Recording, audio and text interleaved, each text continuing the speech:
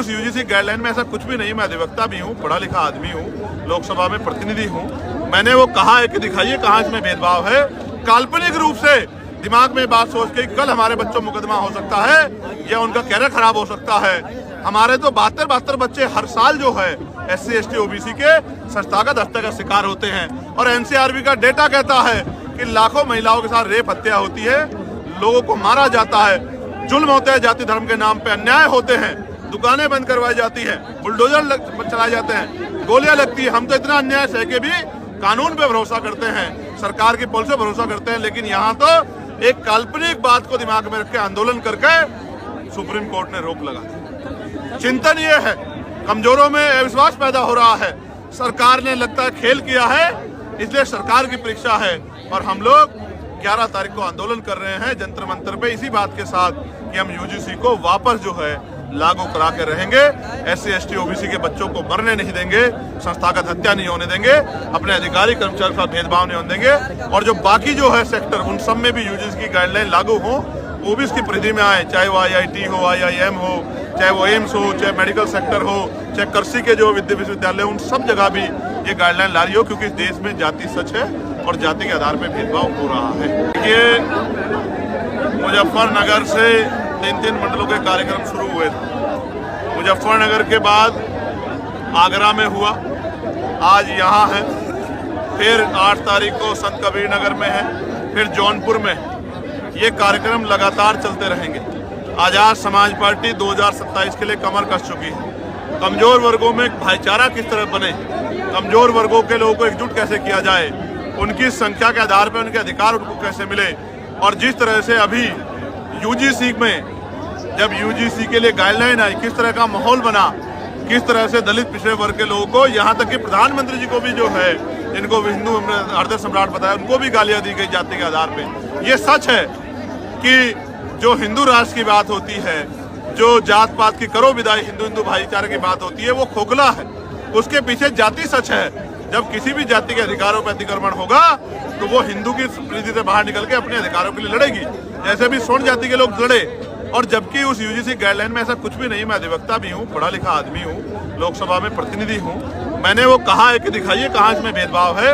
काल्पनिक रूप से दिमाग में बात सोच के कल हमारे बच्चों मुकदमा हो सकता है या उनका कैरियर खराब हो सकता है। हमारे तो 72 बच्चे हर साल जो है SC ST OBC के संस्थागत हत्या का शिकार होते हैं। और NCRB का डेटा कहता है कि लाखों महिलाओं के साथ रेप हत्या होती है, लोगों को मारा जाता है, जुल्म होते हैं, जाति धर्म के नाम पे अन्याय होते हैं, दुकानें बंद करवाई जाती है, बुलडोजर चलाए जाते हैं, गोलियां लगती है। हम तो इतना अन्याय सह के भी कानून पे भरोसा करते हैं, सरकार की पॉलिसी पे भरोसा करते हैं, लेकिन यहाँ तो एक काल्पनिक बात को दिमाग में रख के आंदोलन करके सुप्रीम कोर्ट ने रोक लगा दी। चिंतन ये है, कमजोरों में अविश्वास पैदा हो रहा है। सरकार ने लगता है खेल किया है, इसलिए सरकार की परीक्षा है। और हम लोग 11 तारीख को आंदोलन कर रहे हैं जंतर मंतर पे इसी बात के साथ कि हम यूजीसी को वापस जो है लागू करा के रहेंगे। SC ST OBC के बच्चों को मरने नहीं देंगे, संस्थागत हत्या नहीं होने देंगे, अपने अधिकारी कर्मचारी के साथ भेदभाव नहीं होने देंगे। और जो बाकी जो है सेक्टर, उन सब में भी यूजीसी की गाइडलाइन लागू हो, वो भी इसकी परिधि में आए, चाहे वो IIT हो, IIM हो, चाहे वो एम्स हो, चाहे मेडिकल सेक्टर हो, चाहे कृषि के जो विश्वविद्यालय, उन सब जगह भी ये गाइडलाइन ला रही हो, क्योंकि इस देश में जाति सच है और जाति के आधार पर भेदभाव हो रहा है। खत्म हो गया, उनका काम खत्म हो गया। 27 का चुनाव का AMIM के साथ मिलकर लड़ेंगे क्या यूपी में? नहीं, आजाद समाज पार्टी जन सैलाब को आप देख रहे हो, ये जन सैलाब इस बात की गवाही दे रहा है कि आजाद समाज पार्टी के लोगों ने कमर कसी हुई है। हमने 2024 में 2 ही सीटों पे चुनाव लड़ा था बंधु। एक हम लोग लड़े नरगीना, जो हम जीत गए 1,51,000 से। दूसरे लड़े थे हम लोग डुमरियागंज, जहां हम लोग तीसरे नंबर पर रहे।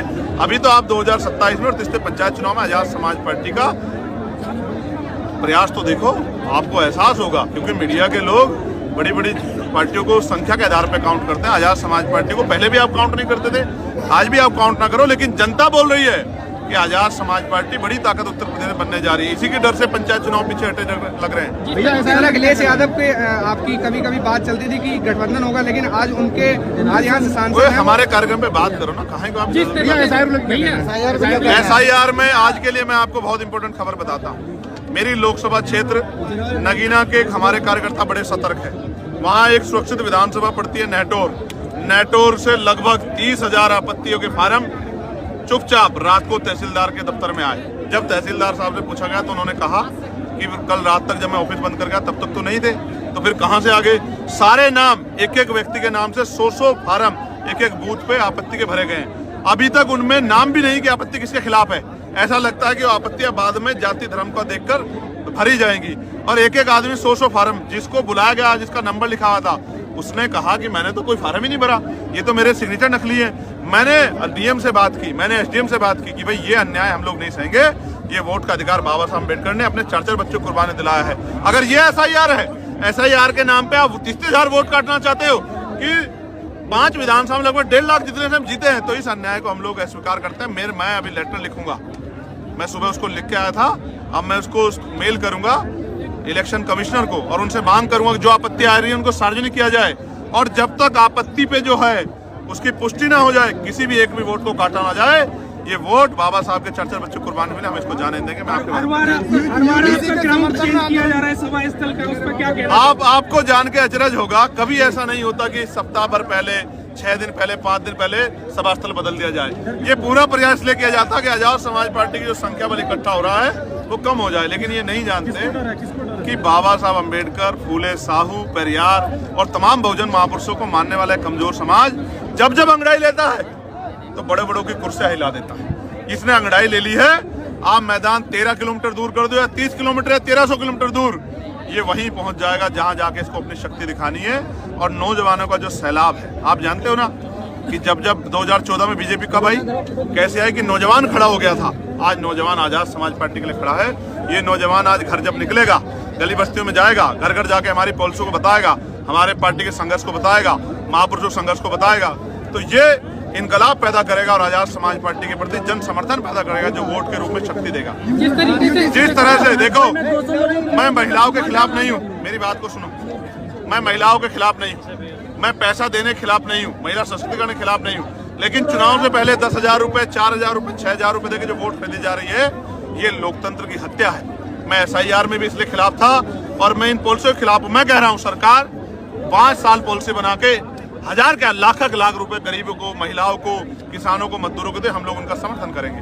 लेकिन चुनाव के समय 2-3 महीने पहले देकर और इलेक्शन कमीशन की आंखों के सामने किस तरह वोट की लूट की जा रही है, ये किसी से छिपा हुआ नहीं है। मैं स्पष्ट करना चाहता हूँ, ये वोट की चोरी बर्दाश्त नहीं की जाएगी। महंगाई में सोने और चांदी के दाम लगातार घट बढ़ रहे हैं। ये पूंजीपतियों का और सरकार का नेक्सस इस वजह से बढ़ रहे हैं और इसी वजह से धड़ाम से गिर भी गए और 8 लाख करोड़ रुपया जो है डूब गया शेयर मार्केट में। जिस तरीके से कन्नौज में समाजवादी पार्टी का गढ़ रहा, फिर भाजपा ने यहाँ पर कब्जा किया, अब समाजवादी पार्टी का फिर कब्जा है, अखिलेश यादव सांसद है, आपकी पार्टी क्या इस भीड़ को वोट पे कन्वर्ट कर पाएगी? मैंने कहा ना, चुनाव इसका उदाहरण होंगे। आप ही का कैमरा होगा, आप ही का मुंह होगा, आप ही का माइक होगा। पंचायत चुनाव का रिजल्ट आ जाएगा, चुनाव अगर चुनाव से विधानसभा चुनाव से पहले होगा तो आप ही बोल के बता देना कि भीड़ है या मेरा परिवार है जो एक टांग पे खड़ा होके, लोग बुलाए से नहीं जाते, पैसा देने से नहीं जाते, मिठाई देते हैं, लोग गाड़ी देते हैं, शराब देते हैं, नोट देते हैं, तब नहीं जाते। यहाँ इसमें कोहरे में लोग जन सैलाब बन के उतरे हुए हैं, ये प्यार है।